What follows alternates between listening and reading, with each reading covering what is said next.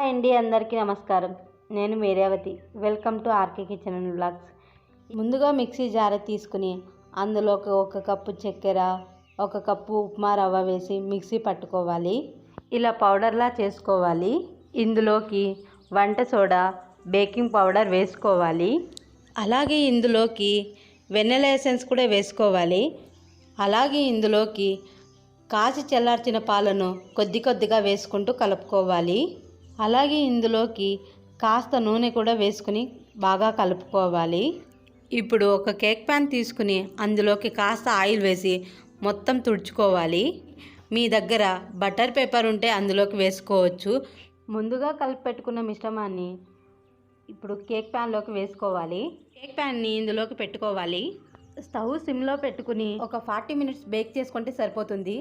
అంతేనండి, సింపుల్గా టేస్టీగా ఉప్మా రవ్వతో కేక్ రెడీ అయిపోయింది.